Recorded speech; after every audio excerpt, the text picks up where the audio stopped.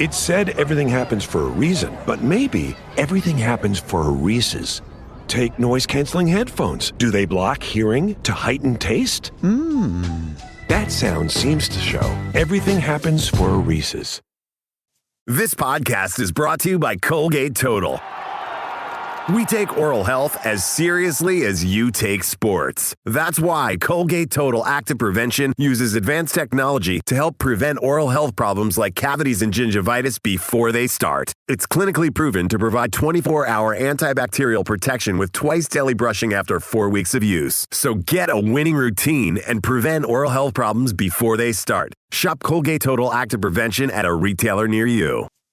Triple shot half calf oat milk 2 pumps extra foam. Your coffee order might be getting a little complicated. Your toothpaste doesn't have to be. Arm & Hammer baking soda toothpaste keeps it simple with a powerful ingredient that works hard for you. Baking soda. That's why it's the #1 dentist recommended baking soda toothpaste. As you brush, the baking soda particles dissolve to help break down plaque and stains for a whiter smile. So your teeth can feel clean, look bright, and make brushing a no-brainer. Try Arm & Hammer toothpaste. Simple, powerful, clean.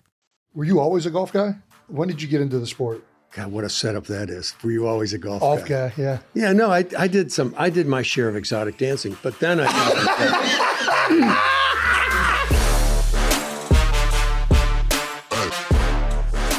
Welcome back to New Heights, ladies and gentlemen. A Wondery show produced by Wave Sports and Entertainment and brought to you by Google TV this time. How about it? Switching it up on you, keeping you on your toes. Hey! No more endless browsing. Google TV makes it easy to find what to watch. Thank God. I suck at finding things to watch. It is how many hours do you waste? Annoying thing. Just I will literally scrolling? get up. I'll get up off the TV. I'll just get up off the couch and be like, this is fucking too much. I am fucking done with this scrolling and this fucking nonsense that's coming across my TV. Why are you force feeding me shit I don't even want to know that's on TV? There's just too much to choose from. Like there's, what's that? Isn't there like a consumer theory or something like that where like if you have too many choices, it becomes harder to make a decision. So you actually want less choices because it's easier to make a choice. I think that's a thing. There's like a whole Somebody went to college. syndrome. We're your fucking hosts. I'm Travis Kelce. This is my big brother, Jason Kelce, out of the University of Cincinnati, Ohio. How about it? Go Bearcats, even though we're officially not in. Decision fatigue. Greg, shut the hell up. We're trying to do this episode. Shout out to Cincinnati, even though I don't think we're going to be bowl eligible. We've been sitting at the 5-win. Cincinnati basketball's playing Villanova right now. How about it, baby? Hopefully we're getting the dub there. Shout out to the Cats. Subscribe on YouTube or Wondery Plus, wherever you get your podcasts. And follow the show on all social media at New Heights Show with 1S. Jason, why don't you tell the people? We got an exciting one this time. No, I mean, this is probably the most exciting episode we may have ever done. This was electric. We got an incredible episode for you guys. You're not going to want to miss this one. We're going to talk about the Chiefs' Black Friday nail biter, the Eagles winning the Bird Bowl. But first, we're going to get into a little bit of that new. Well, actually, before we get into that, we have an incredible guest waiting for you guys. They're probably going to put out a promo, so I don't even have to act like it's a surprise at this point. Yeah. We have Bill Murray. Fucking Bill Murray is coming on New Heights, and you're going to hear him talk about some incredible stories from his childhood, time at SNL, his movie career, Big Ernie McCracken. You're not going to want to miss any of this. The guy is just as smooth as fucking the other side of the pillow. Yeah, we're going to make sure to put it at the end of the episode so you guys have to watch this entire beginning portion. So first, we're going to get a little bit to that new news. That's right. New news is brought to you by ESPN on Disney Plus. Hey, is that some type of like sports network? Anyways, not getting enough of me. ESPN is now on Disney Plus. That's right. Not getting enough of me. Can never get enough of Jason. Not only do they have animated movies, classic Disney films, they now have sports. Truly something the whole family can enjoy. How about it? I can't tell you how much of my time is spent on Disney Plus, and I think we've seen every Disney movie at least 5 times now. Nice. Also, starting December 4th, you can head to homage.com. That's homage, HOMAGE.com/New Heights to order our new limited edition holiday merch. That's right. Order by December 9th. That's right. And you can get it by Christmas. That's it for that section. Nice. This is also not really new news. Not really new news, but we have received a demand about what our next film club movie should be by a celebrity mystery fan. Travis and I have not heard this. Intern Brandon and Jets Jake. Mystery fan. Or Let's hear it. who screens these voicemails? Just so I know. How many voicemails do you listen to on average a week? We are up to 735 unlistened to voicemails. So how many listen to voicemails? So nobody listens to these. It's 30. Brandon. I'm trying. They won't stop calling. They text now too. For those of you that haven't heard, we have 730 unread voicemails, which is similar to probably what I have in my voicemail. Because who does voicemails anymore? Everybody texts. I don't listen to Just voicemails. do a voice memo. I don't want to fucking go into my voicemail box and fucking get some shit. But if you guys want to keep sending in your Heights hotline voicemails, I'm sure we'll eventually get to them. Intern Brandon will get to them before he dies, hopefully. All right. Let's get to this Brandon, one. can we hear this mystery one, please? Play this one. Hello. I'm just calling because I know that voice. I don't have a need for relationship advice. I can give you a relationship advice, Kylie. But what I do need is to nominate a movie for the next movie review. I think it's the holiday season, and that Love if it's Actually not Jumanji, I'm going to be so mad. Love Actually, come on, Kai. You could really sit down with your significant others and enjoy. Love Actually. Because it's not like one of your significant others hasn't asked you to watch it multiple times and you said no every time, so this would be a great excuse to get you to watch it. Okay, I hope you take this into consideration. You guys are great. Love you. Bye.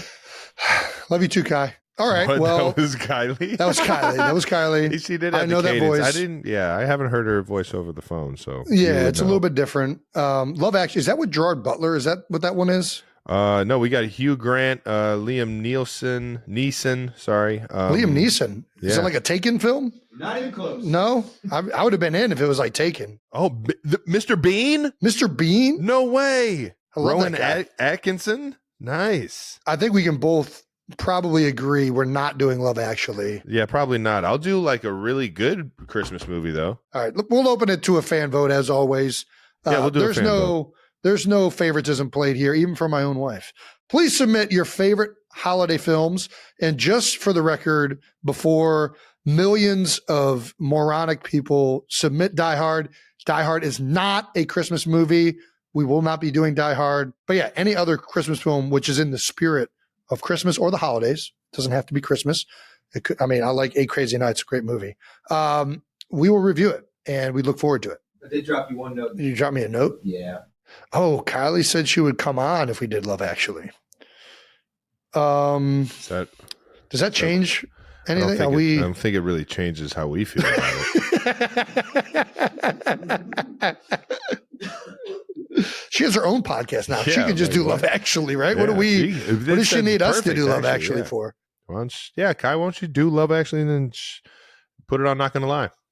There you go. How about I come on Not Gonna Lie and we can do a movie review of Love Actually. Yeah, don't fucking torture me. Torture your husband. Travis is not a part of this. This is innocent not bystander fair, here, Kai. Don't fucking come for me.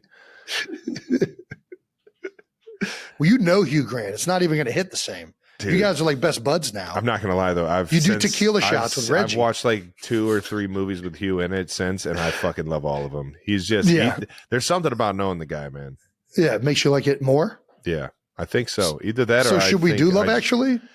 Now you're talking me into it. I never said we wouldn't enjoy the movie. I just said I don't want to review it. Okay. That's fair. Huh. Intern Brand is giving me a lot of side eye right now. Just do it. Just do what? Have Kylie on with the movie. No, I know what you're trying to do, Brandon. Yeah, everybody knows what he's doing. Right? Everyone knows what you're doing. How about this? I'm gonna offer a barter system. We'll do 2. We'll do a double movie review episode. So Brandon gets what he wants.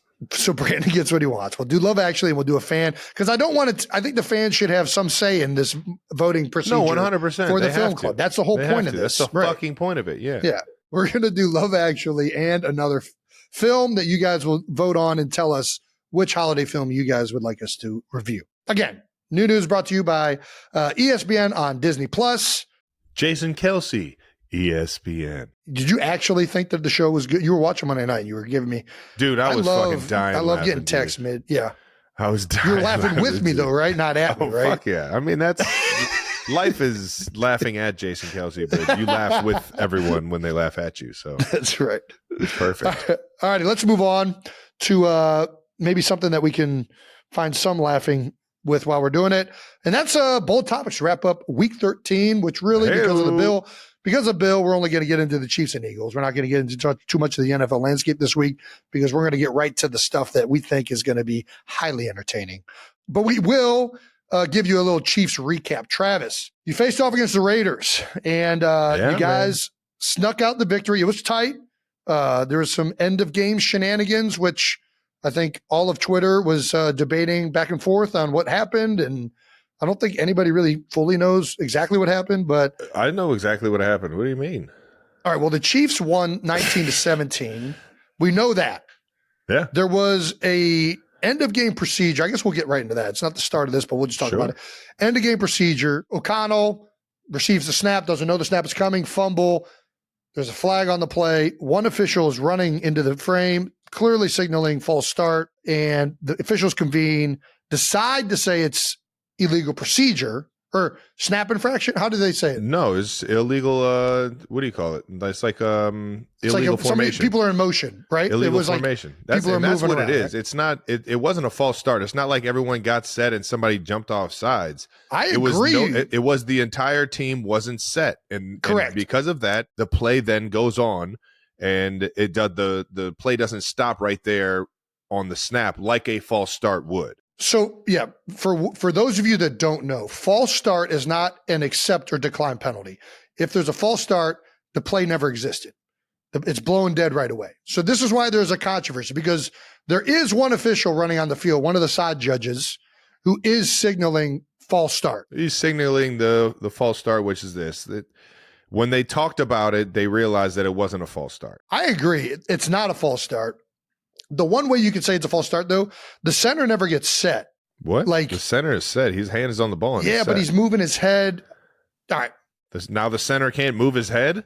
So because actually his head wasn't even moving. Never mind. I changed my mind. Dude, I retract.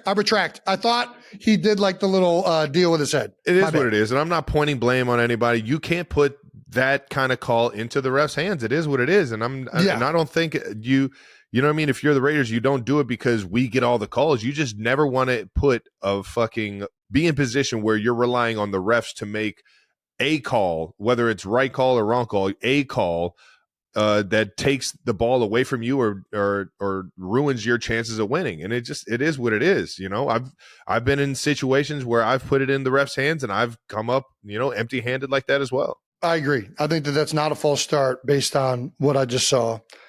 And they got the call right. But for those of you that don't know, O'Connell talked about this. Why did the snap happen in the first place? There's a little bit of miscommunication. The Raiders are on what we call silent count. Intern Brandon, can you bring up that clip again? Whenever you're ready, intern Brandon. Jesus Christ. We got to get some new interns. Come on, bud. There's a lot of stuff. So pause it right here. When the guard goes to tap the center. Pause it. So you see the guard look back and he taps the center. When you're on silent count, that tells the center, it's on the guard to tell the center when the quarterback is ready for the ball. Typically, the guard gets an indicator from the quarterback.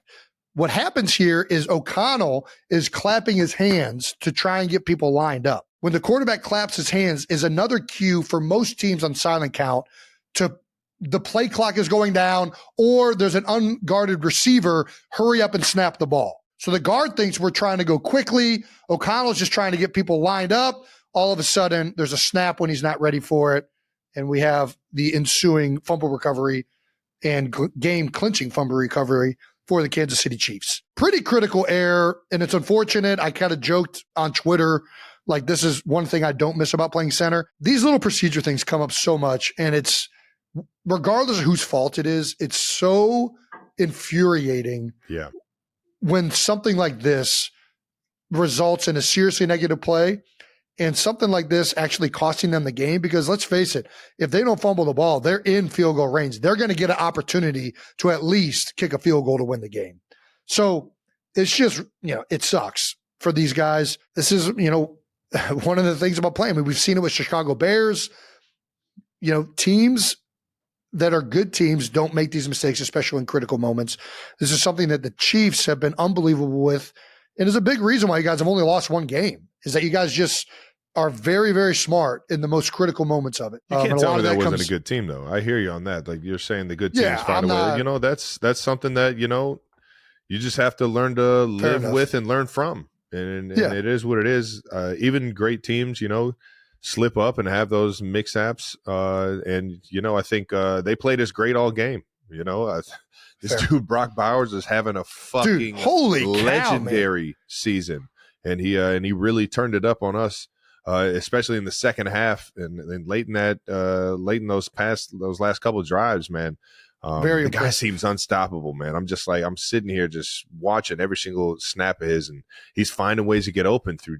And everybody's there. Eyes are on him. Everybody's kind of like, oh, he's a rookie. And, everybody knows how good this guy is. He's a first-round draft pick. He's literally been one of the best, if not the best tight end in college football since he was a freshman. The guy is an absolute beast, both as a route runner with the ball in his hands and making plays for in the run game. And it's showing up each and every single week, man. And it gets me excited to watch, the tight ends. All the young tight ends in the league, and how much of an impact they all make on their team, man. And he's definitely at the forefront. But this team, I mean, they play us tough, man. They have, for whatever reason, their defense did have a good. They had a good understanding of what we were trying to do and how to stop us and how to slow us down or eliminate a lot of the big time plays that we had. And on top of that, keep us out of that end zone. That was the biggest thing for me was, and where I take a lot of pride is once we get in that red zone, man, I get a little hungrier. And right now I just, for whatever reason this year, I just can't find my way in the end zone. I'm just not on the same page as Pat. And it can get frustrating. It can get fucking frustrating. That's for damn sure. I think the play you're talking about is that cover zero blitz where there was Pat more than just clearly, one play. Okay, all right.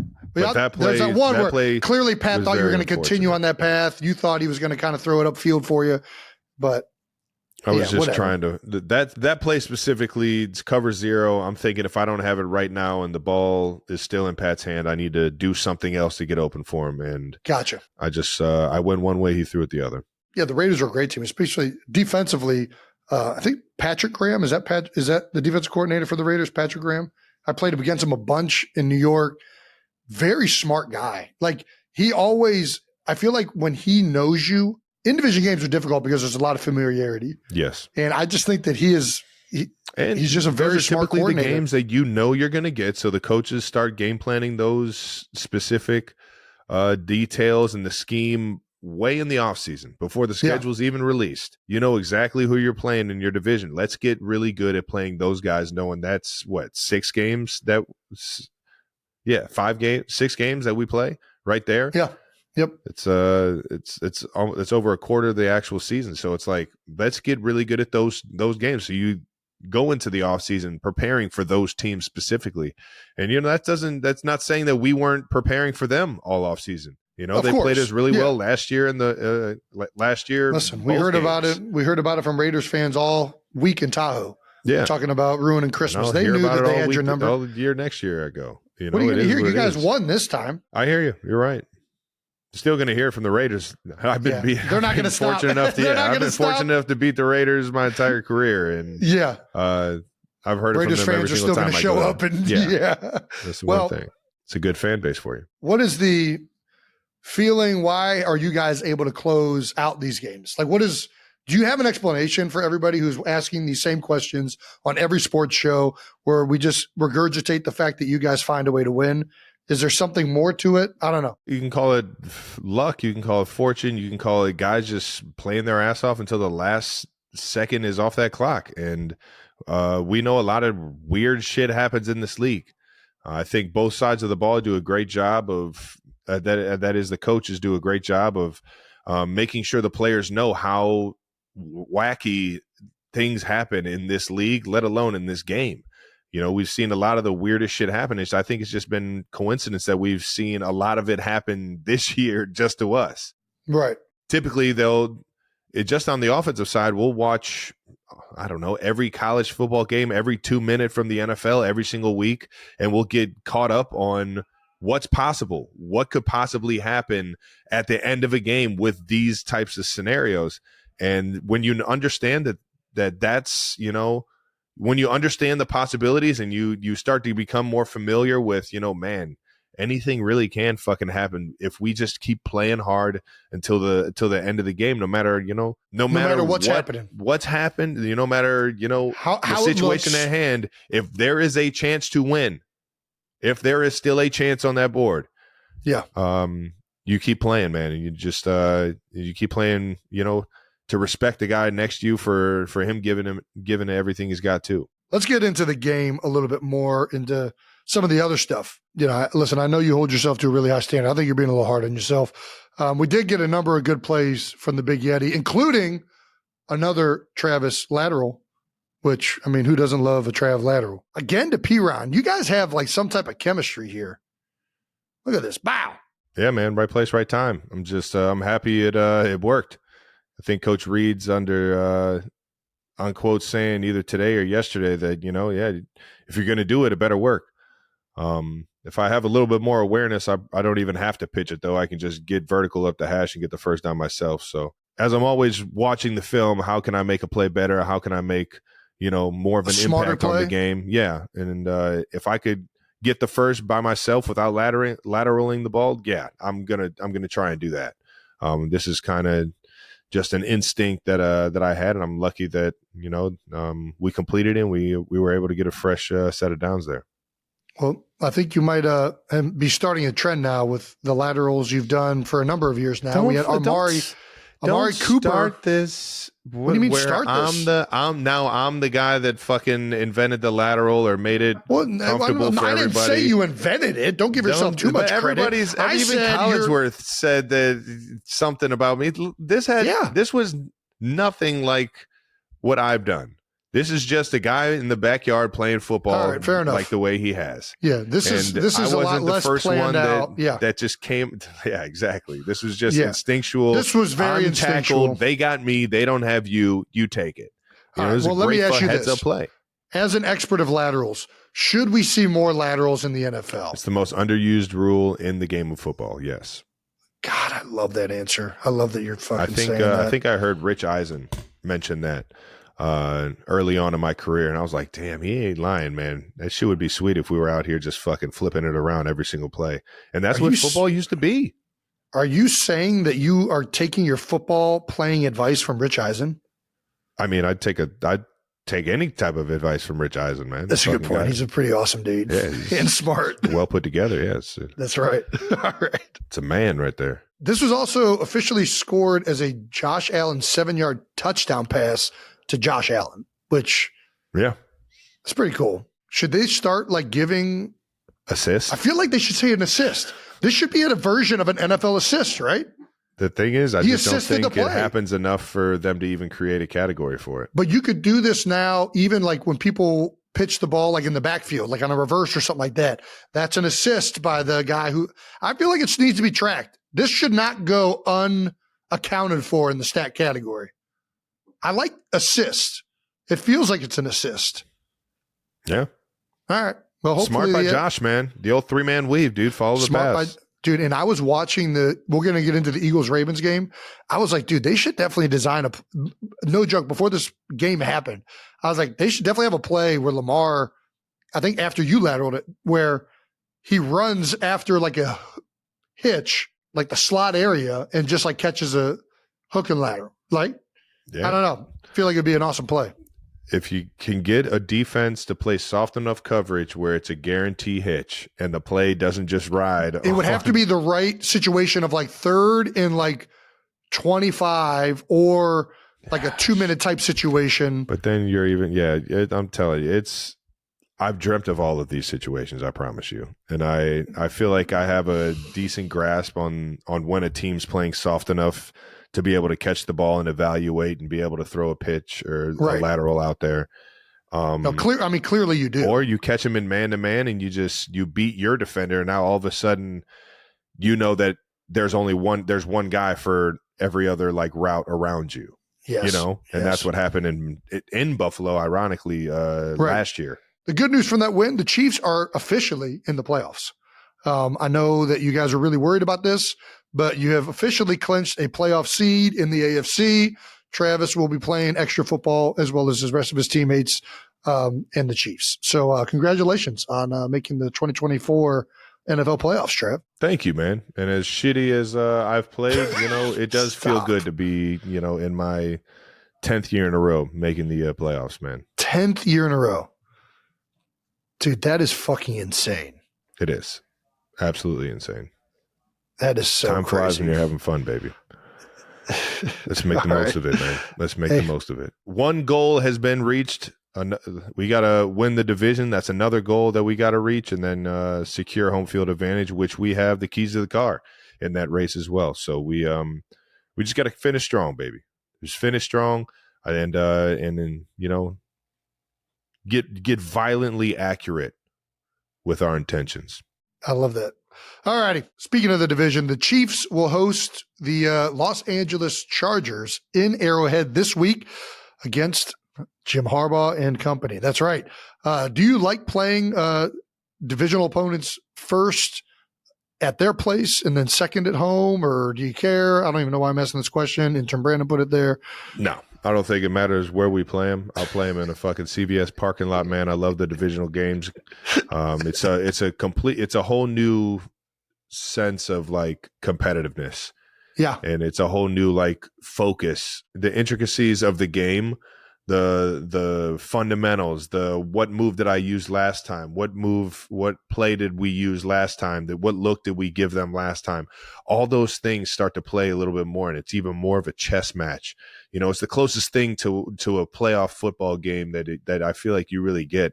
And when there's a playoff potential team in your division that you're playing, like the Chargers or like the Broncos that we have at the end of the year, it makes it even more of a I don't know, just like excitement. It's exciting to get ready for these games, man. And the Chargers they're a new team. They're a way more motivated and way more focused team than I thought they were in the past years. And sure enough, their quarterback's playing really fucking good right now, and that defense is got some absolute beasts that we got to be ready for. That's right.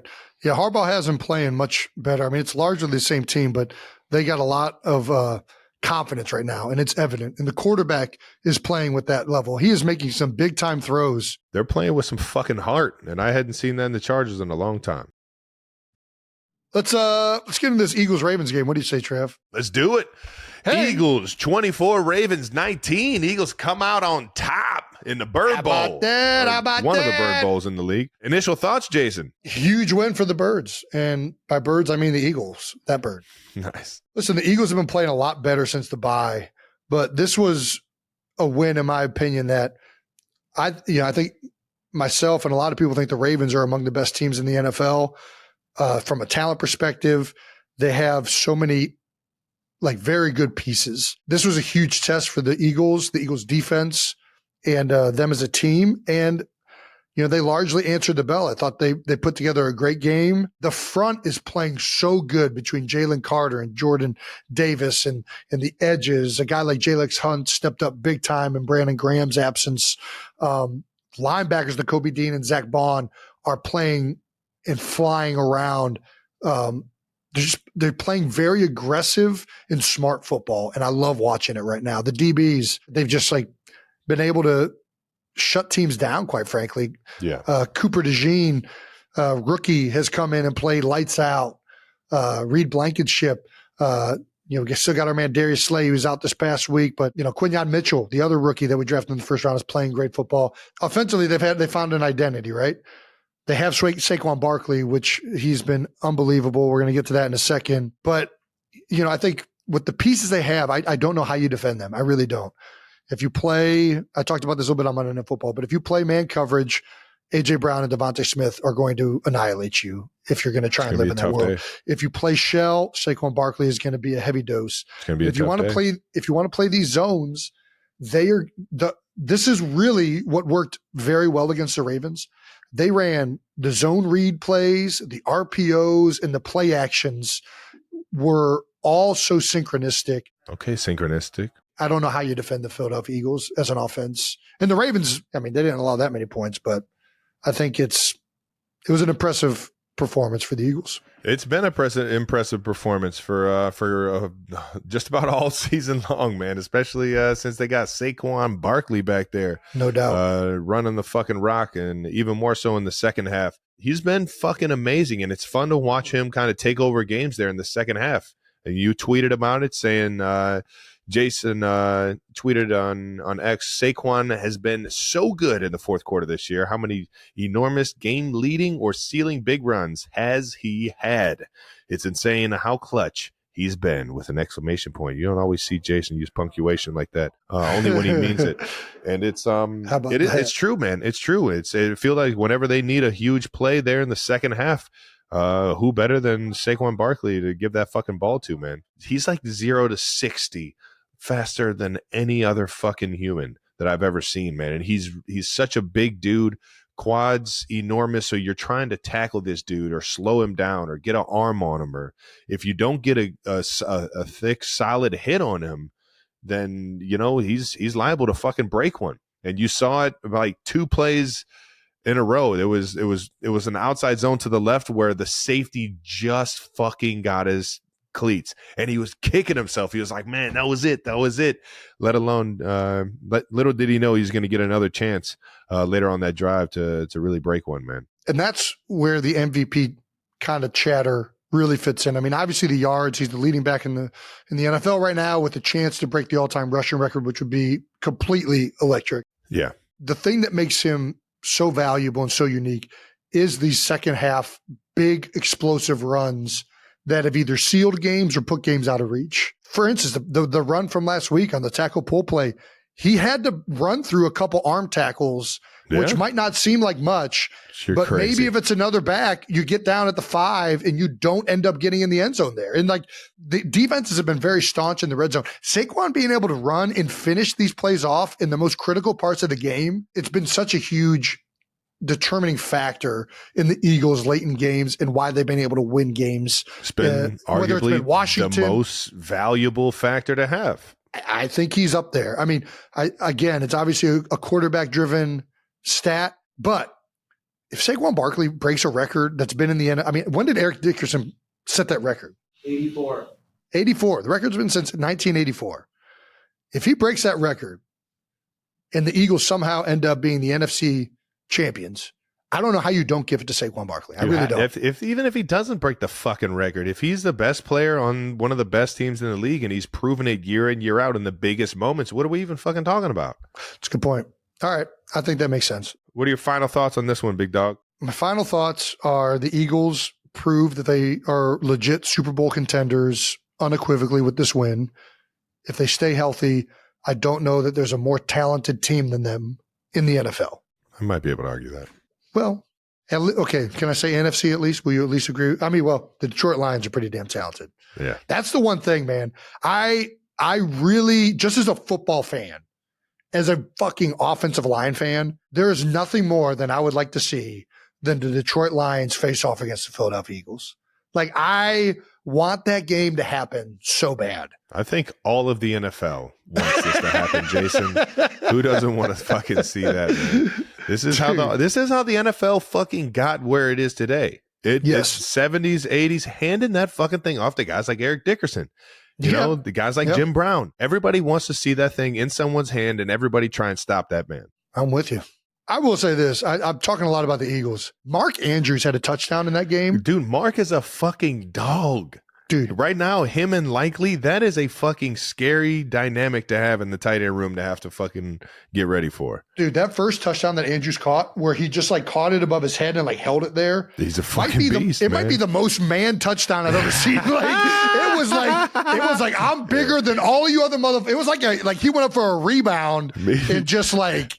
It was, dude. I'm telling you, I thought he was about to pop the ball. Mark is a fucking like Little Giants, like a Little Giants moment. I'm like, he is squeezing the fuck out of it. How big are his hands? That ball looks so small. Yeah, dude. It was. Dude, He's I electric, thought that, man. I don't know why that stood out to me so much. Mark right now is playing like, one of the best tight ends, if not the best tight end in the league right now. I know him, George, and Brock Bowers. Those dudes are absolutely playing fucking ball right now. Yeah. And it's fun to watch. Next week, the Eagles are going to face Bryce Young and the Panthers. Not just Bryce Young, a new and improved Bryce Young, who is playing his ass off right now. They nearly got the win against the Bucs. It's 2 weeks in a row that Bryce Young has been playing really well. The Panthers might officially be good. I know the Eagles should for sure be worried about them because they are playing everybody tight recently. I can tell you they've officially been good for at least the past 2 weeks. Yeah. If not before that, we were kind of seeing that we started to see that thing kind of build and mold together before their bye week, before we played them. And then sure enough, they play as just as good as anybody. Honestly, they've been playing better ever since I made the joke that they were the worst team in the NFL. That's what happens, Jason. It's like the kickers thing. Like I just got to stop.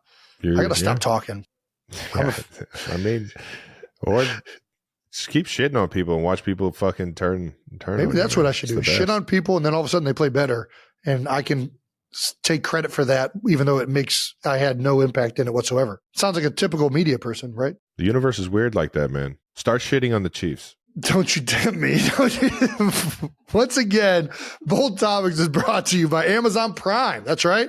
Become a Prime member today and get more out of whatever passions you're pursuing. Whatever you're into, it's on Prime. No dumb questions. Before we get to Bill, it's time for some no dumb questions, because there's no such thing as dumb questions, 92%ers. Just you dumbasses asking them. I mean, us answering them. No dumb questions is brought to you by Google TV. No more endless browsing. Google TV makes it easy to find things you love to watch. All righty.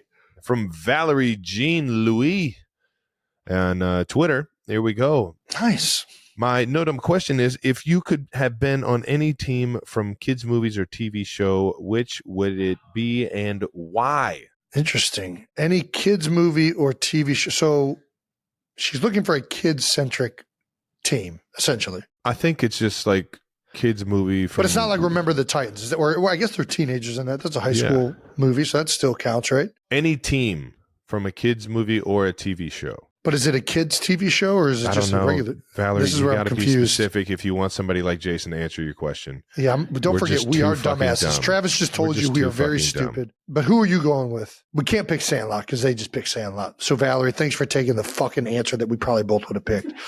From kids. All right, let's think kids' movies that are sports and teams. Space Jam? We talked about it with Bill. I mean, you get to be on the Monstars. Would you be on the Monstars or would you be on Jordan's Toon Squad? I might go Monstars. That'd be a fucking electric group to be a part of. Yeah, except that you wouldn't be the one controlling your Monstar.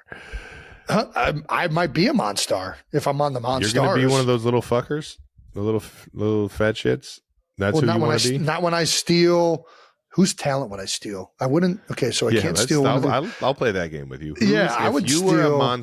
If you were an alien, I would steal Shaquille O'Neal. I would steal Shaquille O'Neal's talent. God damn, you would. That's right. Who the fuck is stopping me with Shaquille O'Neal's talent? I don't know. Greg Popovich. I don't know. Tim Duncan. Yeah. Shaq was unstoppable. It wasn't. Yeah, that wasn't the issue. No. Stopping him was impossible.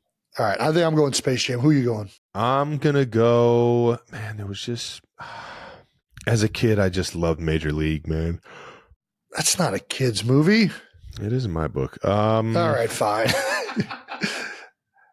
What is it? Willie Mays Hayes, Rookie of the Year. There's so many good ones. Angels in the Outfield. I'd love to fucking feel what it's like to. I kind of feel like you guys are the Angels in the Outfield. We're the Angels in the Outfield. There's some unknown, like. Here you go with this fucking Tay Voodoo shit again. This dude's such a dickhead.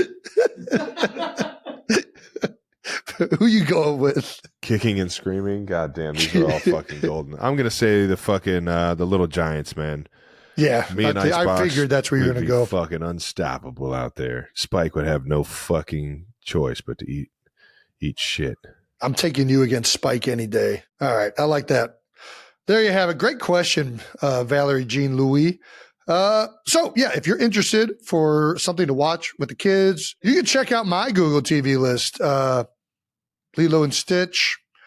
We got a Brink. How electric is Brink? It's classic. I love all those. Rollerblading, period. When's the last time you saw a fucking kid rollerblading, man? Dude, I want to get back on. When's the last time you saw a kid with a fucking raspberry on his knee because he fucked his shit up outside? Kids, get outside. Use the first aid kit your moms and dads have in the house. If you never scrape your knee, how are you going to know what life is actually like? Neosporin. Neosporin, well done. Oh, gosh. How are you going to know how to put a butterfly Band-Aid on, you know? These are fucking essential skills that you're going to eventually need in life, and you need to get outside and fuck some shit up to go figure that out. That's right.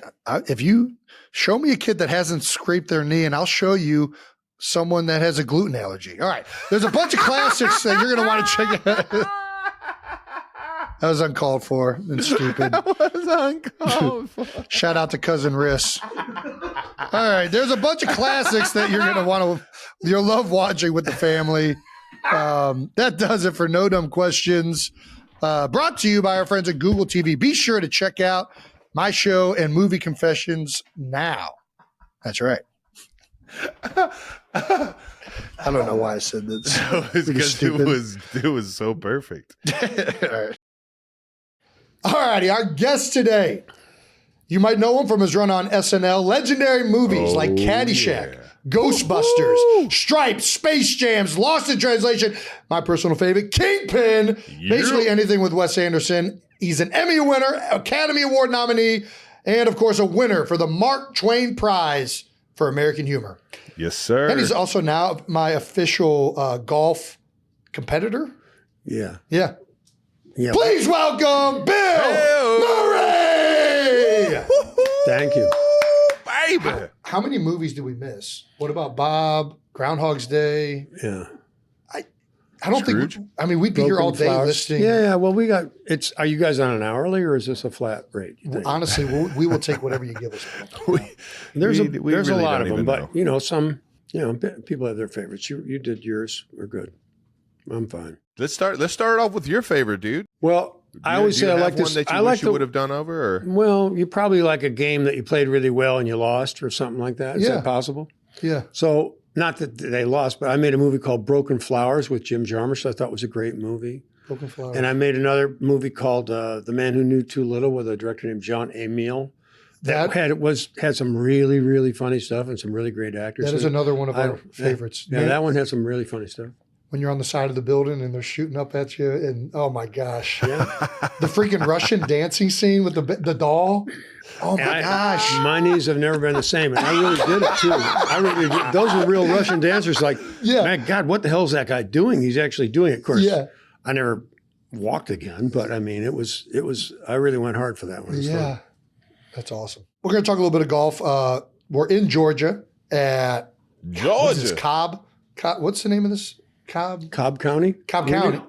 We're near Cobbtown. We're in Cobbtown, Georgia.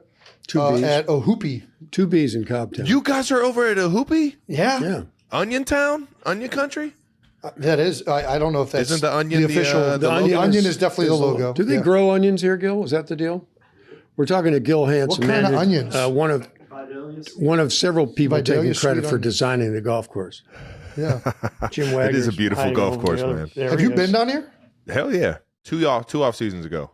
Saw the zebras off in the distance? Yep, zebras. They have zebras. They have wildebeest. What else do they have out there, Bill? And they have my caddy, Eric, who's off in the distance. Yeah. Offering zero help. Yeah, we had a great time out there today. Yeah. Eric, we had Gray, the other caddy. Gray's a jerk. You didn't like Gray? No, he's all right. He's from Alabama. Heavy accent. He's on the comeback trail. Played safety at Auburn. He's pretty. What? He's an interesting guy. Played safety at Auburn, and he's caddying for you. Yeah. I love it. You have somebody that you really like playing golf with. Who are your favorite golf partners you played with through the years? I kind of like playing with women. They're more fun. They're sort of less threatening. to me. Okay. But they just seem to be having a better time, most of them. Yeah. I play golf with this good golfer, lives up north and south, named Bridget Rooney. I had a good time playing with Larry David. Is actually a funny guy to play golf with. I can believe that. It's not bad to play golf with a total curmudgeon, but he really enjoys the game a lot. So he's not like all. That's cool. He didn't get all mental when he hits a bad shot. Were you always a golf guy? When did you get into the sport? God, what a setup that is. Were you always a golf guy? Yeah. Yeah, no, I did my share of exotic dancing, but then I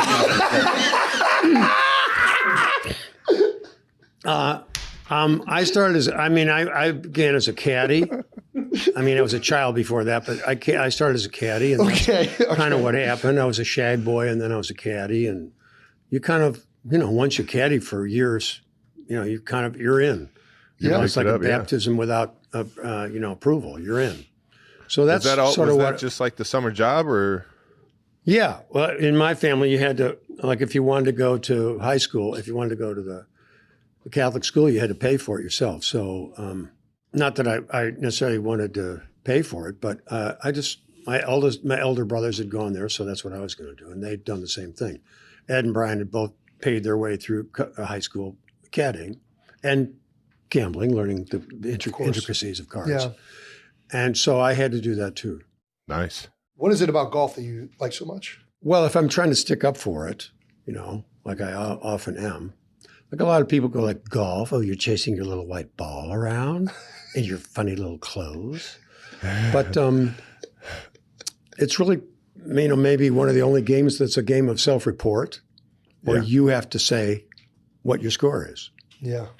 So the problem today was I had no idea what my score was. Neither did you. I'm looking at my caddy and he's going. We relied on Eric. All he was doing was, to a fault. I don't think we got we'll never know if we got an accurate result. Tied by Eric's account. According to Eric, we tied, but that's because someone sitting in one of these chairs gave Eric $700 at the turn. $700 in small bills, and I'm not talking small fives. Bills. Yeah, throwing ones at them every shot. But that's one thing about golf is it's a game of self-report where like your honesty is like a key thing, and I don't know if you play with people that cheat at golf, but like you can cheat on your income taxes, you can cheat on your spouse, your lover, but you cheat at golf, we're done.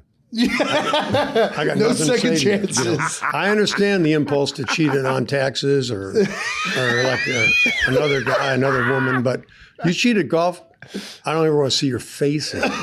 It's the golden rule. So there's that. So there's like a code. There's a code, which a lot of, every sport has a code, but that I think that has a fierce code. It's a body attention, self-awareness kind of game. You have to. I don't know what football is like beyond the freshman year of high school level, but you really have to be composed to play it correctly, to play at your best. Quiet inside, and the most efficient use of your body and everything. So it's like that. I like it. I'll tell you what, it doesn't look like that. One of the most uncomposed people in the fucking world is Jason Kelsey in Tahoe. Oh my gosh. We did seeing Jason absolutely this past year. Spiral in his first round at Tahoe. Was he like diving into the lake or what? He might as well. I might have. He came out the gates outcome. hot. I think he was. I think he was +4. I think he was like in the red for the first 3 holes.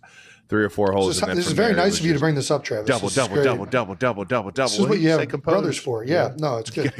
Keep your composure, man. I'll tell you what, you got uncomposed. I took you out of your game. What is that? The second or third day? That's right. I was playing so bad. It was either you or the Lucky Beaver. I can't figure out which one it was. The Lucky Beaver might have did it. Yeah. What? So how many courses are you involved with? Like members with? Well, how many Lucky Beavers do you guys know? Well. I know one. I only know one officially titled. They have Lucky Beaver in Nevada, in Reno. Yeah, I listen. Highly recommend it. I didn't see any in there, but I was in there grabbing some drinks. Yeah. Oh, is that the name of a bar? It's a bar. So were you guys playing as a team in Tahoe? Were you against each other? Rivals? No, Tahoe's individual scores. It's an individual. Yeah. It's point based though. The max is double bogey. And that's minus 3 points, I believe. And then from there, it kind of just. Were we playing together? We were paired together, but we weren't. Yeah. We were against each other.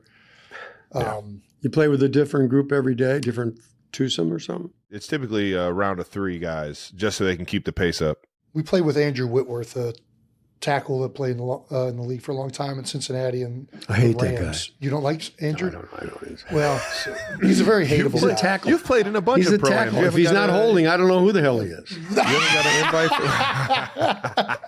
invite? He ain't lying, man. So he true. ain't lying. That's some good shit, man. The camera of shame. Shame that man. Show his face. Show us his face. Yeah. I'd like to see someone. If you take off your helmet, you have to come off the field. Or That's a flag. It's actually a penalty. It's a flag? Yes. It's a flag. If your helmet comes off, You have to leave the field for a play or I something? believe you have to leave the field to have it put College, back yeah. on or something like that. But if you take it off, that's a penalty. So yeah, Bill, can't do that. Bill, you've been invited to a bunch of pro-ams. Tahoe hasn't gave you a shout yet? Have you ever even been out to Tahoe? Yeah, back when it was just a pond. They still Yeah. got that, that's for sure. Yeah, no, I read the Mark Twain. I read it. Yeah, I've had a nice time at Tahoe. I like to swim in it. Yeah. The golf those guys always seemed a little too serious for me. I hear you. That crowd seemed hear a you. little too serious. It is pretty serious. Yeah. I played with those guys once, and that was enough. Well, let's touch. And I did play with my kids. I played we got trapped there playing a couple of slot machines. Hey-o. Marino. And I got stuck on one that was the Bonanza slot machine. Okay. And if you got 2 out of I'll 3, write this shit down. if you put in $3 and you got 2 back, it played the Bonanza song, and it's like, hey, you feel like you're winning while you're losing $1 at a time for, I don't know, 7, about the 9 brass hours. Bonanza? I don't know. I think that's the most fun I have in Tahoe is when everybody goes from being done with playing golf and we just Straight jump to over the to the casino. Yeah. What's your dumb game? What's your dumb game? Travis plays roulette. Roulette. I fucking love Loves it. That's roulette. God damn, It's I so love it. stupid. It's Yeah. so fun. Jason says it's stupid. The only time he's ever played with me, he won buku bucks. That's because you were having fun. Well, I know how that is. It's like if you're flush and you got a lot of money on you, you go like, "What's your number?" And you got to tell everybody what's your number. And I remember having like a lot of per diem going there for some goofy thing. And what's your number? So I had like 7 people's number. We were winning like all the time. Meanwhile, I'm the only guy putting up the money. So I'm losing 6 times, and one of us is losing, and it's not me. It's never me. I'm like, so happy for you. yeah. Anyway, I was pretty much broke in about 120 minutes, and but other people were walking out with like big bags of pockets. I love it. We are supported, obviously, by Amazon Prime. That's right. Many of you know Prime for its lightning fast free shipping. That's just the beginning, Jason. Prime is a powerhouse of perks. That's right. The powerhouse of perks. Nice alliteration there. Love that. We're talking Prime Video, Amazon Music, Prime Gaming, and speedy grocery delivery. And during the hectic holiday season, Prime becomes your secret weapon. That's right. Feel like cozying up and getting into a festive mood? Well, just fire up Amazon Music and hit play on the holiday playlist. Or drive into a heartwarming movie on Prime Video. Oh, You've got your own personal winter wonderland right in your living room. me personally, I'm just going to buy a bunch of stuff and get it delivered ultra fast because Prime makes it happen quickly, and I'm usually a last second shopper. All right, what are you waiting for? Become a Prime member today and get more out of whatever passions you're pursuing. Whatever you're into, pretty sure it's on Prime. 92%ers, the NFL season is in full swing. Is it? And that's why we need to tell you about our special hookup from today's sponsor, SeatGeek, who is back for their 3rd season with good old New Heights. Oh, yeah. And we have a special discount for the 92%ers. That's right. All of you guys can get 10% off any tickets on SeatGeek. Doesn't matter if you're a new customer or not with code New Heights. That works for sports, concerts, comedy shows, like coming out to Arrowhead to see the Chiefs play. Come on now. That's right. SeatGeek rates on a scale of 1 to 10. So look for the green dots. Green dots means good. Red dots, well, that does mean the opposite, not good. Typically, that means it's bad. So save yourself some money. Open the SeatGeek app and add code New Heights to your account to get your 10% off on the next order. It doesn't matter if you used SeatGeek before. That's code New Heights for 10% off. Terms apply.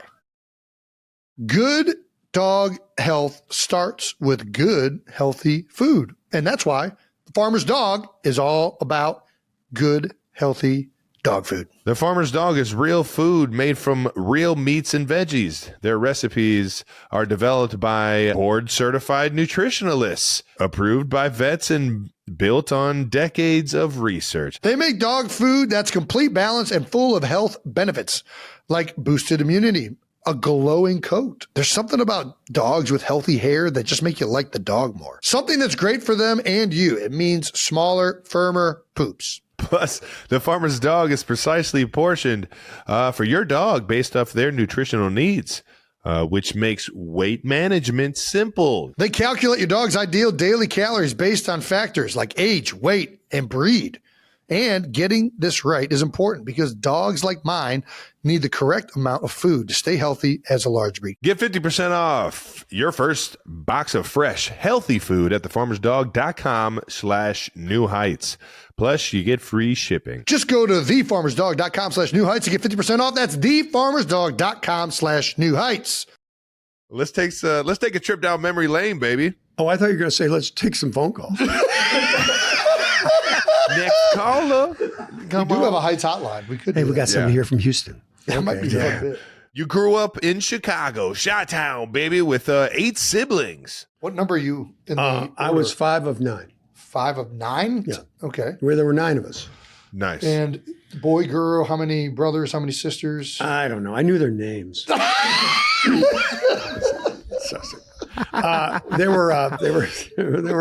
There were 6 boys and there were 3 girls. Okay. That Man, sounds like a 9? madhouse. We had You 9. guys could feel the whole diamond. Yeah, for sure. Did you guys ever just go family versus family out on the diamond? Yeah, I know we you're had a some baseball cousins guy. we had some cousins, the Collinses. They had 9 too. Wow. At least I That's think they pretty had cool. 9. They're not as tall as we were, so they could have had more or less. We couldn't tell. Very We like to Irish. play them in basketball. There we go. That was our game. We played a lot of sports. We played everything. Basically, I would spend the long winters there, hitting rocks with a baseball bat over the fence of the backyard Oh yeah. until I would hear someone go, "Ah!" my neighbor getting into his car, taking one right in the forehead. Oh shit. Who'd you get your sense of humor from? Your mother, father, siblings? My siblings are humorous. I got some funny brothers and sisters. They're all funny. Yeah. We used to think our dad was a really, really tough laugh. So if you could make him laugh, that was like, you looked at your brother and sister going like, see that? That's what made me laugh. See that? But oddly, when the bunch of us that went sort of continued being funny for a living, sort of, it turned out we were all doing our mother. That we actually, like when we went into like a silly, goofy mode, we were actually doing our mother. Oh, wow. So Nice. she was more of a character than my dad was. My dad was, he was hard to read because he was not an easy laugh. Would you call yourself the troublemaker of the family or what? No, I was the good one. I was the good one. Yeah. You were the good one. Oh Nice. yeah, heck yeah. Oh, No, man, I was the that's- worst. I was the worst. Fucking set me up. You bear trapped me. You asked me a question. Yeah. What did your old man? What did your My father father do? sold lumber. Sold lumber. Sold lumber. But he just when he started to make real money, he died. He died very young. 46 years old he was. So nowadays that's really young. Even then Yeah. he was really young. But to leave 9 kids, it was a tough moment. Yeah. For all of Absolutely. us. He was a great man. But then my mother sucked it up and went to work as a cement finisher. So Wow. no, not really. I'm like, there's no She chance. worked in the that mail this- room. No, easy. You're just She worked in the pump mail faking the room. living shit out of you right now. I got you emotional, and now you're a puppet. You fucking reeled me in. You're a professional. Sorry. at this, man. She also had 9 caddies. She had bringing 9 in the kids. side. Yeah, she had 9 change kids, going and in. then she went. But she took a job, and Yeah. she was quite a strong woman. You started off in improv when you started getting into comedy. Is that accurate, or should I say? Yeah, that's right. That's right. Did any of your siblings also do? Well, my brother Brian was the first one to go. Yeah. bad. Yeah, he was the first one to go. He started going to Second City. I was about to say Second City, yeah. Taking improv classes and so forth. And then he kind of progressed. And before you knew it, he was in the show. So I would go down there and watch him and watch he and Harold Ramis and Joe Flaherty and Belushi and all these guys.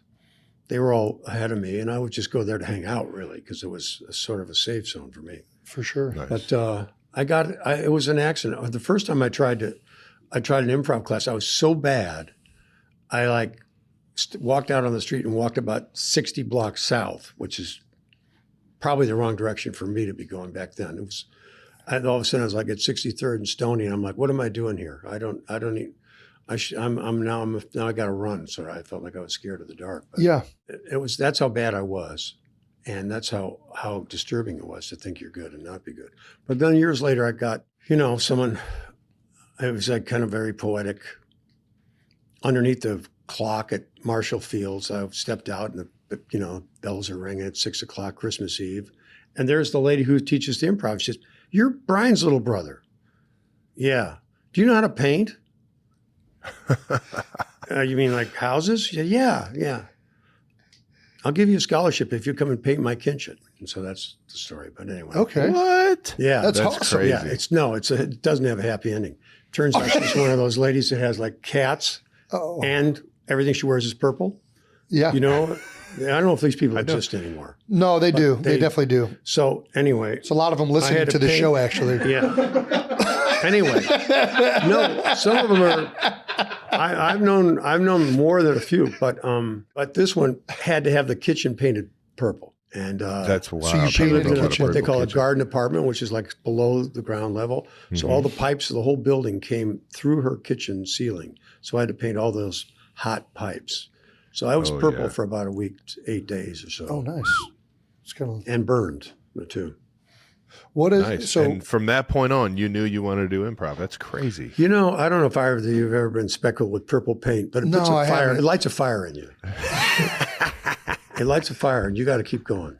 So I went to so in high school we went to Second City. I played in the jazz ensemble. This is kind of embarrassing to say. I played in the jazz ensemble. We would tour different cities, and one of the cities we went to was Chicago. Nerd. Went to Second City. It was awesome. That's my first experience with improv. I've recently been back to an improv show for the first time since then, which was 2004. I went to Upright Citizens Brigade in L.A. And I did their Ass Cat show. Are you familiar with that? Where they invite like a guest who does like a monologue. And then from that monologue, the crew just takes off. And I mean, just some of the funniest. Did you do a monologue? I did a monologue. I did a what few was your of them. theme? We just took questions from like the audience, and then you'd go into a story from there. I told a story about how I got lost at the county fair and Mom had to try and search for us. But classic. Just watching how they could play off of each other. I was mesmerized just watching the whole show take place. How do you, I don't know.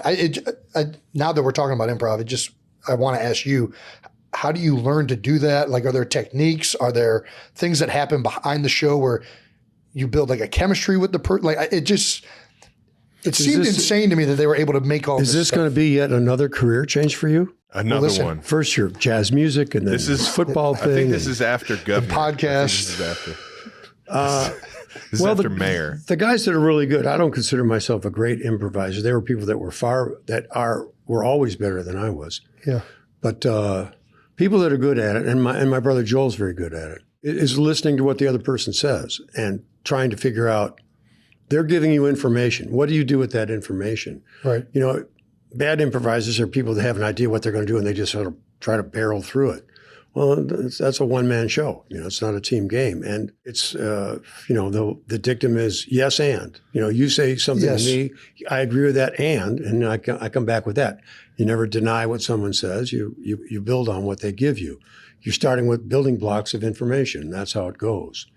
And, the better people can make something that's really, really magical, because if you really connect to the ideas that are being shared, especially in like a group improv, like a 9-person, 12-person one, like they call it a herald, where you could take an idea that this group over here brings up and weave them together into something that's an amazing, amazing experience. I love it, man. But what is interesting about improv, it feels like they oftentimes do make great actors. They do make great writers. Like all the people on the wall in that Second City when I was there back then, to see all these wonderful. Well, they only put the good people on the wall. Let's start with That's true. That's very. There are hundreds. The squad and the rafters. There are dozens that are buried in a shallow grave just the other side of North Avenue. But it feels like improv as opposed to like stand up. I would like it feels like there's like a natural. Well, I'm naturally prejudiced towards our team. You know. Yeah. We always feel like at Saturday Night Live. Yeah. You know, those people were sort of, most of them were kind of improvisational players, you know. Right. And the ones that could do that just seemed to be able to like work together better, and most especially because you'd write the show on a weekly basis. You only had a couple of days to write it. Yeah. Those actors that had that kind of training could sort of solve the puzzle of the sketch on the air almost, you know. It'd be like, you know, you could go like, hey, wait, what if, and you just sort of go there in the last hour or two just to make it right. You know, you could rewrite just because you were aware, you had all that information, what the scene could be or what it was supposed to be, right. And you could figure out an ending. So that's, when you see those actors, they basically make it do better. You know, the ones that were stand-up guys were, you know, sort of made more like stand-up pieces, more solo pieces that were spectacular, you know. Right. You know, Eddie Murphy in the hot tub or whatever. But, you know, those guys made those kinds of performance pieces. But the ensemble pieces, and they're actually doing really great ones now. They do some really, you know, people always give me a hard time about, like, oh, God, the original show was so great and it's lousy now. I'm like, no, it's not. The show that's on now, they do stuff that's just as good as anybody ever did all the time. Oh, I love it, man. SNL is still one of my favorites. What do I do before we get into your SNL career? What do you You don't have to talk about me all the time. You guys can talk about. Travis did SNL. Absolutely killed it. You did it, right? Yeah. Oh yeah. I hosted 2 years ago. Yeah, after the first. I saw some of it. I record it, so because I usually do something else, but I saw some of it. It was funny. Yeah. I appreciate that, man. It was an absolute blast. So you just buckle up and you just enjoy that ride, man. And like you said, the scenes, the sketches can change last minute because somebody has the brilliance of mind to either take something out or put a punchliner in, man. And the damn producer's gotten so good. He's gotten so damn good at it. He's just ruthless. Who's that? I forget his name. Yeah, what's his name? What's the no, his the name is lead Lauren producer of that Michaels. show? Yeah. He's been drawing a paycheck for 50 years. He's on that was one thing. The Apple TV movie Saturday night on their first ever show, like the 90 minutes leading up to that first show with Belushi kind of going crazy and just all the madness that happens in there and the magic that happens as well of it finally coming together and them going live, man. And the rest is history. But for those SNL lovers out there, man, make sure you check that one out. I really do want to know, what do you think it is about Second City that prepares so many people? Because it's almost like a pipeline, or at least it was for SNL for quite a while. Well, it sure was. I mean, now it's like University of Phoenix or something. There's like thousands of people there. They've got they have like a high rise of like classes of people taking the thing.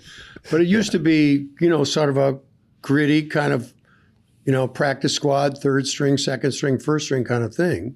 Mm-hmm. Yeah. And you had to, you know, you knew who was better than you, loud and clear. You know, it was very clear who could do it and who couldn't. And if you weren't as good as that person, you just had to just keep chewing. Nice. So, and that's how it was pretty much. I mean, recently, I don't know who's on first anymore about coming out of there, but I mean, they had a great run of people that came out of there, like when Chris Farley and those people came out of there. That was a good group. And the original, like Belushi and, you know, myself, Gilda, Aykroyd, you know, those people, you know, so it comes like probably the same deal. It comes in waves, you know, but now there's so many, I don't know what to make of it, but it's a great thing to learn how to do. It's a great way to, if you can live life like that too. You talked about this. I think the improv thing, if you like, you were bringing up, that's like a team game. You're working with other people in like a collaborative experience. When Travis was on SNL, that was the one thing that stood out about SNL is the amount of people that make that show possible. And, you know, you brought up Lauren. I didn't know what to expect from Lauren going to it. I didn't know that he was still like doing the whole thing in like a very active manner. Like even up until like right before the thing goes live, right after that first rehearsal, he's cutting things and changing bits. Like all the people, all the makeup, the wardrobe, everybody's got like their own pit crew. It felt the most like a game day for football outside of that experience. You ain't lying. Yeah, you see that when people win a championship, they say they credit the whole organization, and it really is that way. Yeah. Mm-hmm. And I've said this, this is old news, but like when Lauren got that show together, he demanded from NBC that they give him the best sound man, the best sound mixer, the best technical director, the best lighting guy, the best prop man. Yeah. And all those guys that were on that show were the best in the business at doing it. So that when, Mickey Mouse here comes up and like blows it, and Willie, the prop man, says, "Billy, I was there waiting for you at the door. I had the pistol in my hand. You didn't get there on time." Like, brilliant. And he kills you. He looks at you like, "You're not there yet, son. You're just not there yet." And it's like, wow. But I also credit those people and they were there on the original shows, like Your Show of Shows and like Milton Berle, and they've been on the biggest shows of television in the early days. And so they'd seen people go from being unknown to being famous in a short amount of time. And they'd seen how big a jerk you can become in just a miraculously short amount of time. Yeah. And they just, it was the same look, like they just look at you going, and you knew that somehow you'd screwed up, like many people had screwed up before. Yeah. And it was sort of up to you to figure it out. So they were incredible teachers. Yeah. I'm sure it's still the same. Yeah. They made it extremely comfortable for a jabroni like me to come through and have some fun, live out one of his childhood dreams, man. In terms of the hosts from when you were working for SNL, who was the most memorable, or the one maybe that blew you away with their ability to go from one world into the SNL hosting? There's only one that stands above all others. The man that when they made the song "We Are the World," I don't know who it was, said, "Hey, the Statue of Liberty just walked in," and it was Ray Charles. Oh wow! Ooh, holy cow! Nice. Ray Charles completely buries every other entertainer I've ever met or worked with so cool or read hear. about. Why is that? In what way? I'm gonna make it do what it do, baby. Ray Charles that night came on. Not only did he memorize all his lines. I mean, I don't want to say Ray Charles was not using cue cards. Okay? I don't want to say that. Ray Charles was not using cue cards. Ray Charles knew all his lines cold. Ray Charles came on and played solo. He played with the Raelettes. He played with his septet. And he played with the Saturday Night Live Orchestra. And he may have played with his quintet as well. And he killed and murdered every single one of them. And Golly, at the end of that show, they play that song, and the saxophone's playing, and you're like, "Hey man, I had a great week." You're up there on the stage and you're waving to people. I did not want to stand on that stage. I had no business being on the stage with Ray Charles. That's awesome. Wow. That is so fucking cool, man. I'm not gonna lie, I wasn't expecting Ray, man. That's awesome. He was the coolest, man. Well, you got the 50th season celebration coming up. You gonna go back to the old stomping grounds? Yeah, certainly. Yeah, actually, I told him I'd like to host one this year. So maybe if I get organized, but I think I did it 2 other times than when I was there. So I'd like to try it one more time. It might be the last time to try it. When you go back, do you have like skits that you would have in mind? When I go back, the guys down at the desk say, "Do you have a photo ID, sir?" And I gotta go, "Would you mind dialing this number and seeing if someone will come down and get me?" I mean, we used to breeze through that place. That was our Lauren, you're giving me a hard time again. Man, I can't get through security. I cannot get through security. They're not kidding around. I love it, man. Well, hopefully we'll be able to see you host one this year. Yeah, let's transition a little bit to the movie career. What we talked about some of your iconic movies earlier. We just golfed, so we got to bring up Caddyshack. You talked about being a caddy earlier. Was your character based off somebody? Like when you were on the course? Yeah, my character, my character originally had one small scene in the movie, and I did have one line in the movie. I can't remember what it was exactly, but there was another greenskeeper, a Scottish man, but they ended up liking my stuff, and they kept asking me to come back down and shoot more stuff. So that your stuff wasn't, my stuff wasn't in the script, no. That is fucking gold, man. They're like, we got to get more of this guy. Well, I was having fun, you know, and I had the spirit of it. You know, I was a caddy too, and I'd been a greenskeeper. I'd actually been a greenskeeper as well. So I had that thing nailed, screwed, and glued. You know, I could come in and empower those positions. You keeping the lawn in the back looking nice and tight, just in case you need to take a few wedges back there. No. Mine is a waste area. Did you realize at the time that movie would be the icon that it ended up becoming, even before? No, back then you were just doing it to have fun. You know, you didn't think about. Gosh, you were just having the most fun. You know, and that was a bunch of really, really funny people in one place. That was a dangerous group of funny people. We lost some people on that movie. There's some people that tried to compete on that movie and just whoop, there they go, downstream. There they went. But that was, you know, think about who those characters were, you know. Absolutely. Ted Knight and Rodney, Chevy.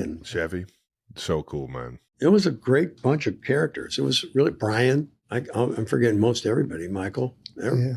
But it was a nice bunch. We talked about this out on the course and earlier. Kingpin Lane Johnson and I would just rave about that movie and quote Ernie McCracken. Is Ernie McCracken the best movie villain of all time, potentially? Boy, he says some of the cruelest things. Yeah, I mean, just like, talk about just a bad guy. Things. Oh, just a bad guy. You. Yeah. Not you. Not you. I had to change hats here. This is the caveman. This is the official logo of the design team, the builders and grinders. Yeah, that was the cruelest thing I ever said professionally. We were doing a scene, we're in a coffee shop scene, and I'm just playing this total creep, and I think I'm stealing bags of sugar at the time or something. I don't know what I'm doing. But I look over at some women at the next table and I say, hey, how are you? And one of the ladies, they were just like day players. They didn't have lines. She said, I'm okay. I said, no, not you. Not you. You. And it was just the meanest thing I could do. And there was this silence that was so horrible. It was so horrible. And the director, the Fairleys, they just let it go. They just let this horrible thing just sink in. And finally, after about 99 seconds, they said, cut. And I had to go get on my knees in front of this woman saying, I'm sorry. I didn't mean that. I'm just playing a horrible person. You're very, very beautiful. You're very beautiful. If I didn't have to work right now, we'd leave, We'd leave her. It was so horrible. I was just like, oh, God, please say cut so I can get this apology over with. It was so bad. I got to know how this movie came about, man. Did you know exactly the character and how to portray him, or did you kind of just fall into it? They certainly, the Fairleys wrote a really, pretty great sketch of it. But to their credit, they kept saying, and I can pimp them now because it worked, but they would say, how about if you say this? And it would be, I'd say, let me try something. And because they'd sort of throw one up there on the wall. They were throwing spaghetti on the wall all the time. Yeah. But it made you always think more. Okay, no, it's the opposite of improv. But yes, and yeah, that idea, but something. So it made it just really fun. And it just kept getting better. And the more they said, they would suggest ridiculous things, you go, okay. How about if we go in that? There? I'll go in. I got that area, but how about if I knock down a 5-iron instead? It was sort of like that. It was sort of like, yeah, I know where you're going here, but let me see what I can do. It seems like you're a natural athlete. Were you always a bowler as well, or? Yeah, I'm a natural athlete. Just a natural. We saw that today. Yeah, actually, I'm very proud of that. All those strikes I rolled those live.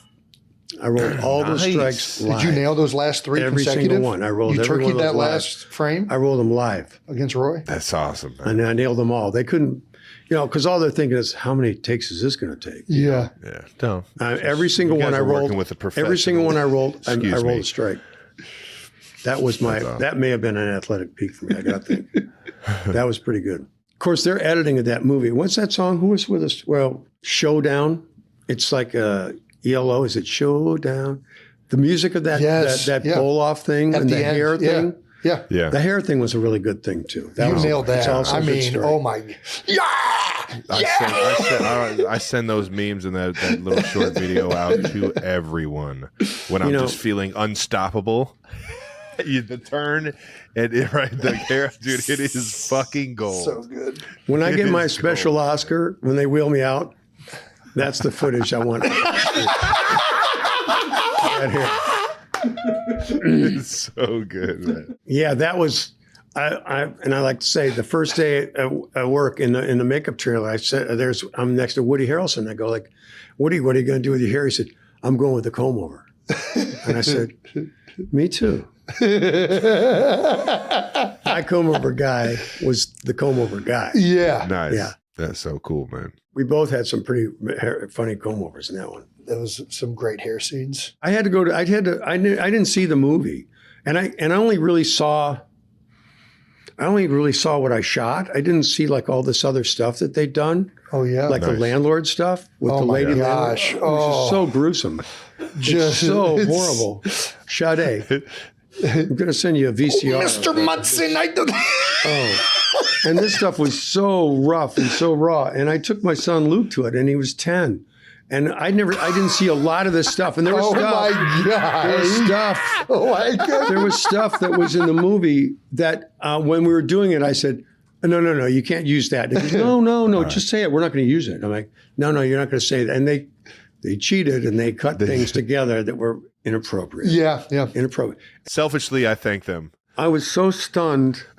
We walked in silence. I'm walking with my 10-year-old son. We walked in silence about 2.5 blocks to a parking garage to get to the car. I hadn't said a word, and he said, "You were good, Dad." Nice. Did he ask any questions about the delivery? That wasn't obviously your fault. You were good, Dad. Classic, man. You know what the Bible says about forgiveness? It's against it. Which time? It's against it? Okay. You mean the eye for an eye thing or the other thing? Well, speaking of people that you've worked with, we talked about, your favorite on SNL. That is movie. Yeah, right. Yeah. Who's your favorite, actor or person you've worked with in the film industry? You did Space Jam with Michael Jordan? Well, he was probably the best shooting guard that I worked with.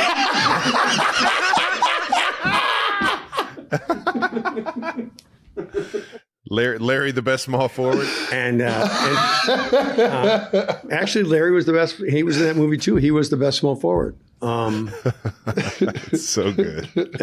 That was fun. That was a very fun movie. We played golf in between scenes. It was a lot of fun. I don't want to get too much into Space Jam, but it is one of the childhood favorites of ours, and so many others. Man, how did Space Jam come into play for you? Were you just like, because you were so in the sports world as well, like your fandom and your ability to kind of dive into all these sports, did that play into getting the role? Or so I knew Ivan Reitman, who I'd made a couple of movies with already, Ghostbusters and Stripes and Meatballs. He was a producer on it. It was a Warner Brothers movie, I think, and they had to build a basketball court for Michael on the lot. Yeah. And they built like a serious basketball court with a weight room. Yeah, we've heard. And it was like the game. Oh, like if you were an American basketball player, you had to suck your way into that game every night. And Michael would play after work when they were on location or on the set, in the studio. And it was like a real serious wood floor gym and the whole deal. And that was a real, like no matter what team you played for, you had to get into that game because that was who was who and who wasn't. That's so cool. But I don't know, I just like to say that about 9 people said, Michael really wants you to be in Space Jam, which is like, I get a kick out of saying this all the time. I think pimp Michael all the time, whatever I can, but Michael really wants you to be in Space Jam. And all you have to do is nod. That's all you got to do is nod. Because it just means, I bet you Mike can find my phone number. Yeah, right. I bet you if he sets his mind to it, he could find my phone number. Yeah. Or he could find out where I live, or even, walk up on the street. Nice. Not a hard man to But find. basically, I know there are people like that in the world, and you'll meet them that they feel like they never want to be indebted to anybody for anything. They don't want to owe anybody anything, so they'll have their people sort of ask something. Have you ever noticed this? Yes, of course, yeah. So they'll have someone else ask for you. Yeah. So I knew exactly, day one, I knew exactly what was coming here. I heard it from everybody. I probably heard it from like 13 different people. And the more people, the more I enjoyed it, because I knew it was like, that son of a bitch is just twisting, knowing he's got to ask me himself.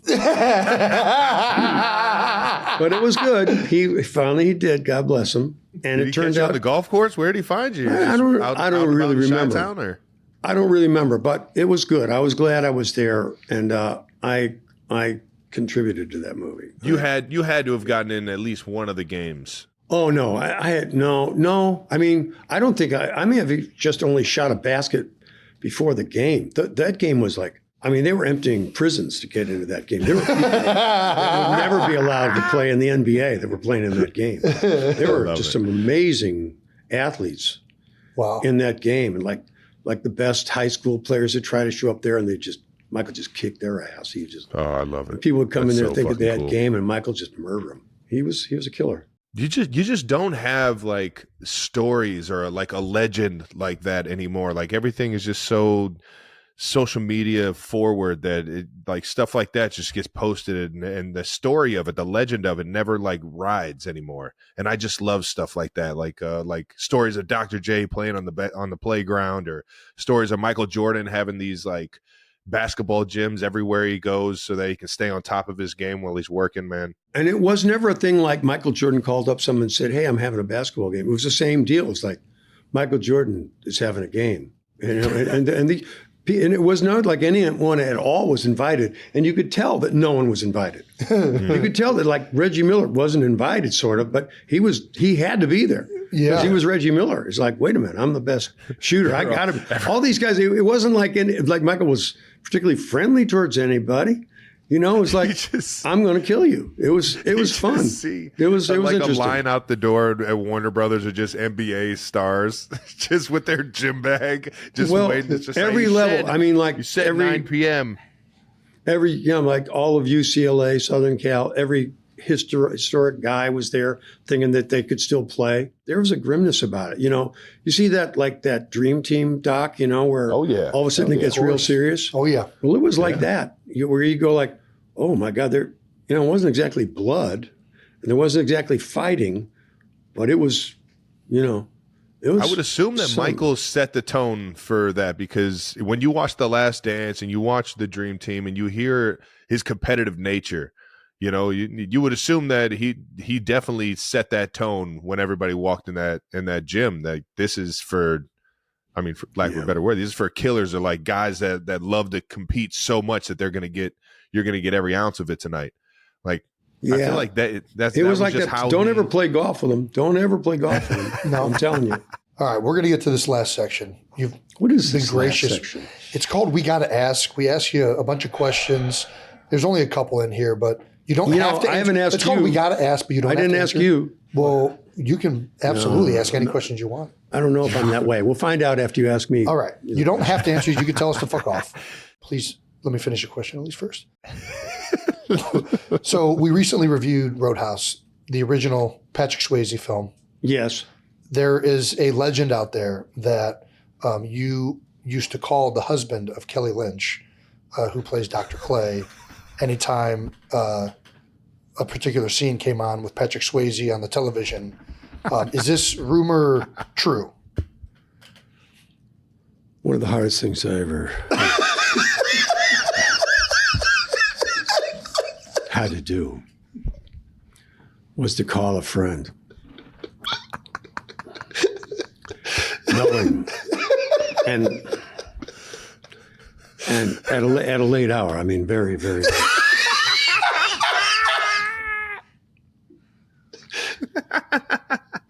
And not without some back and forth. Should I? Shouldn't I? Should I? Shouldn't I? And as a friend, you had to do it. I did not identify myself, but I just said, "Hey, as a friend, I think you should probably turn on TBS right now." Pass out. Oh God! Because that son of a bitch, Pat Swayze, is slam it to your wife.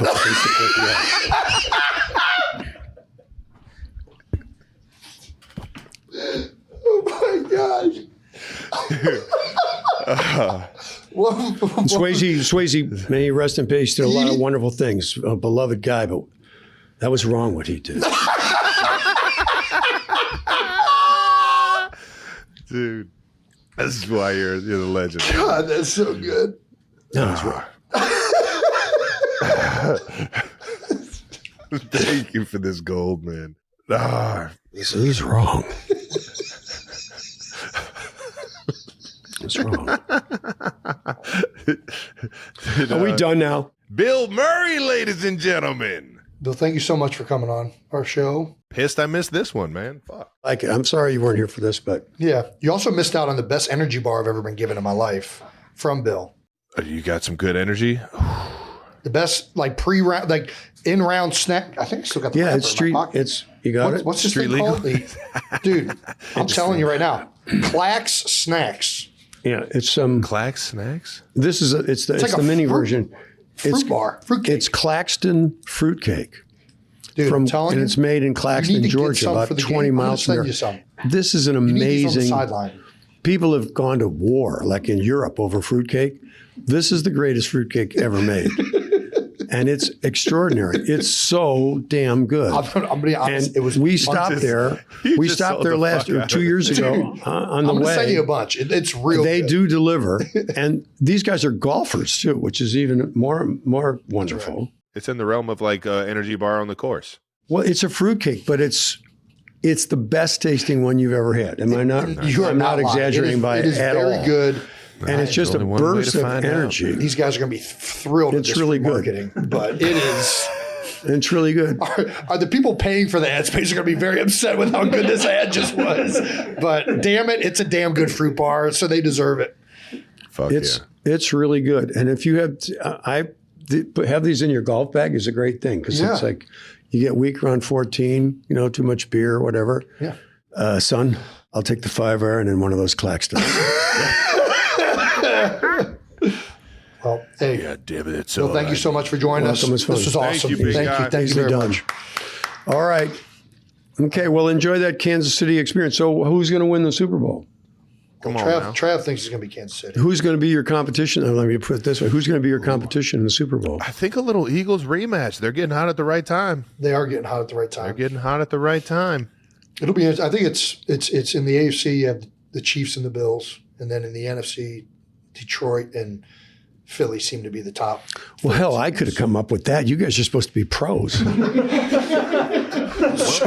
to the Lions and the professional world, Eagles. actually. Oh, nice work, fellas.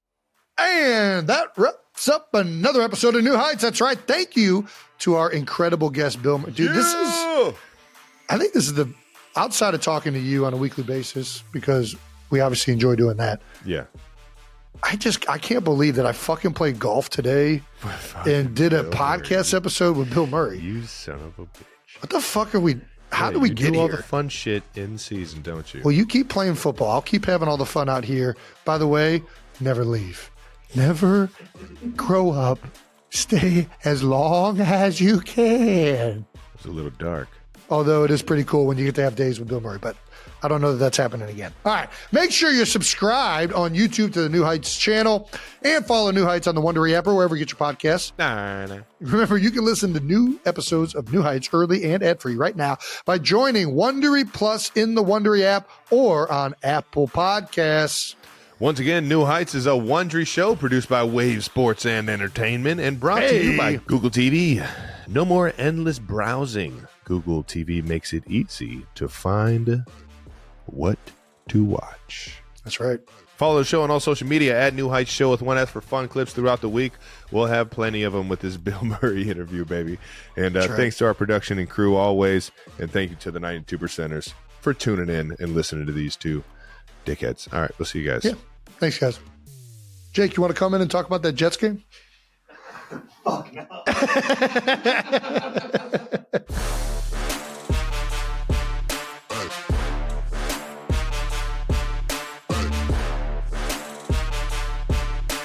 Dude, Bill's response to the Roadhouse question. I'm so glad that we did that movie and then had Bill. It was just teed up so well for us. This is a good job, intern. Ernie McCracken himself. I wanted to just rip off quotes the entire episode, but I felt like anytime you have like an actor, but that is just he didn't want to talk about himself. It's not his vibe. Although he appreciated when you brought up some of the quotes. Are you hanging on? Are you still upset about that? I said I was sorry and I meant it. It's one of my favorite lines of that movie. Are you still upset about? I still can't believe his mom fucking laid cement. All right, here we go.